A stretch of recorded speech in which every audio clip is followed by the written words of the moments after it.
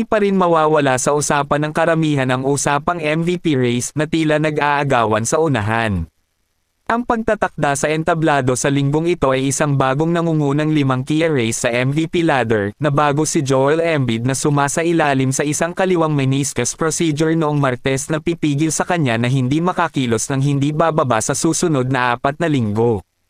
Ang pinakahuling pag-unlad ay epektibong naging dahilan upang ang reign ng MVP ay hindi karapat-dapat para sa isang shot sa pag-uulit, na dahil siya ay kulang sa 65 games minimum ng NBA upang makakuha ng postseason awards.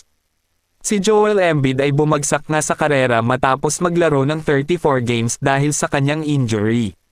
Nakakalungkot isipin lalo na kung isasaalang-alang mo na ang 7 beses na All-Star ay nangunguna sa NBA sa pag-score ng 35.3 points bawat laro, siya ay nasa bilis na maging pangalawang manlalaro lamang sa kasaysayan ng liga sa likod ni Wilt Chamberlain. Ang pinsala ni Embiid ay nagbigay daan para sa isang bagong pagpasok sa nangungunang 5 nag-uunahan sa MVP race. Sa pagkawala ni Joel Embiid, ang nangunguna ngayon ay si Nikola Jokic na merong average na 26.3 points per game, 12.2 rebounds per game at 9 assists per game.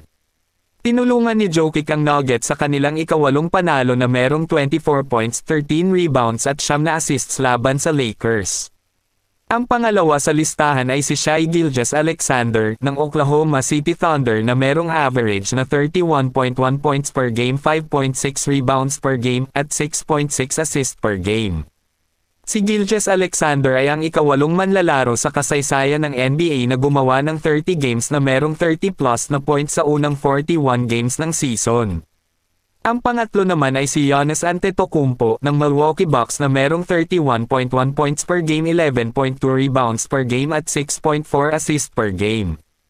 Ang pang-apat sa listahan ay si Luka Doncic ng Dallas Mavericks na merong average na 34.6 points per game, 8.8 rebounds per game at 9.5 assists per game.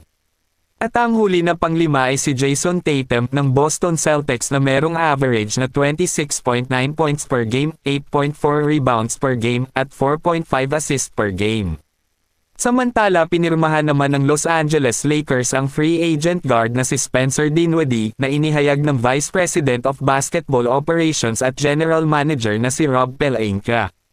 Si Dinwiddie nga ay isang taga Los Angeles na kung saan siya lumaki, na sumali sa Lakers matapos lumabas sa 48 games para sa Brooklyn Nets ngayong season, na nagpost ng average na 12.6 points, 3.3 rebounds at 6.0 assists sa loob ng 30.7 minutes. Ang 30 taong gulang ay nagmamayari ng career average na 13.6 points, 3.1 rebounds at 5.3 assists sa loob ng 28 minutes. Siya nga ay nakipagkompetensya sa 28 career NBA playoff contests kasama ang Nets noong 2019 at 2023, sa Dallas Mavericks naman noong 2022, at sa Pistons noong 2016. Na may average na 14.1 points, 2.5 rebounds at 3.6 assists sa loob ng 28.3 minutes habang nag-shooting mula sa 42.5% sa field, at 40.6% mula sa 3-point range at 77.7% mula sa free throw line. Ang kanyang paglalaro at pagiging agresibo mula sa posisyong bantay ay nagbibigay sa Lakers ng mahalagang lalim habang ipinagpapatuloy ang malakas na pagtulak patungo sa back half ng season. Sa ngayon, buo ang tiwala ng lahat para kay Spencer Dinwiddie na magiging mabuti para sa koponan.